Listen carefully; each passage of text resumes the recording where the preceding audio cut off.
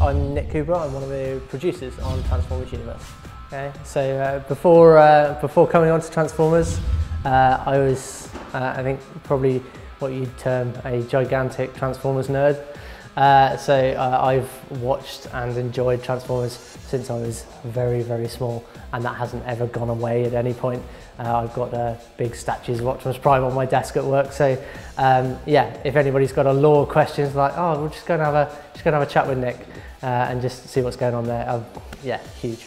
Okay, so Transformers is following the Generations continuity, so we're not part of any particular like Prime or no association with Michael Bay movies or anything like that. We're doing our own thing.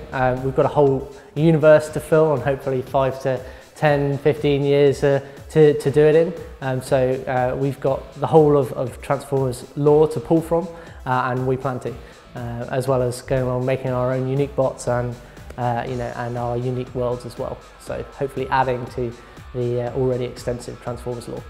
Personal goals, as far as Transformers Universe is concerned, is I come from working on other games and coming to Jagex. They've got a huge 15-year legacy in RuneScape.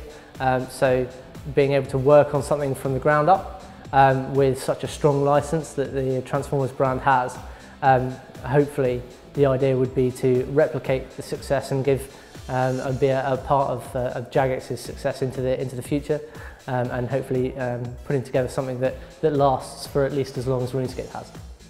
So my learnings from Transformers so far is, I think we've taken an awful lot of positives from other genres. I think we've been looking at things, really successful products like League of Legends, where they've got a huge supply of champions and things to pull from. We've looked at that, and our nice collection, collect 'em all kind of mentality has had a really positive influence on the game. But also not losing the MMO, the RPG elements from the game completely. We've got a nice sort of tactical action set up as far as our our player versus AI action is concerned. But our learnings from RuneScape as well tell us that we've got an awful lot of players that are fans of the sort of the lean back experience of just sort of potentially doing something else whilst you're playing, or just something that's not white knuckle edge of your seat stuff all the time. So I think pulling from RuneScape the social aspect as well, I think we've managed to combine an awful lot of those elements into the game for something that's hopefully going to end up being really special. So my favourite Autobot in the games is Sparkscape. So Sparkscape is a hybrid healer damage dealer. He's basically there a little bit behind the front guys, healing them up. He's got a vapor gun, so he can heal a lot of people in front of him in a cone. But he's also got some long-range rockets for targeting people, and then he's also got a flamethrower, which is very nice from my point of view, because just maybe slightly sadistic. I quite like setting fire to things, and then you get what's called a damage over time effect on them. So basically, you set fire to something, and then they keep being on fire for a couple of seconds after you've hit them. So this enables people like Sparkscape to basically hit someone and then turn away and start doing something else, and then a couple of seconds later pick up the kill for the person dying, which is extremely satisfying. Favourite Decepticon, I think, is probably Duststorm. She's a little bit nimble. She's a sniper, so she's good at taking people down from range, and she's got a really, really good devastating combo where she can knock people down from range and then drop a big electro ball of death on them, which basically expands over time, and because you've knocked them down, they can't get out of the way of this. And then that does a big amount of damage, and then running in, following up with pistols for some really, really good burst damage. So she's very powerful. Not an awful lot of health, so you've got to pick your moments, but no, she's really enjoyable.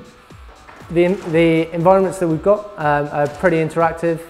So you've got, aside from the purely visual things, which are stuff like driving through fences, knocking over lampposts, all that kind of stuff, I think the interactivity comes with the positional play.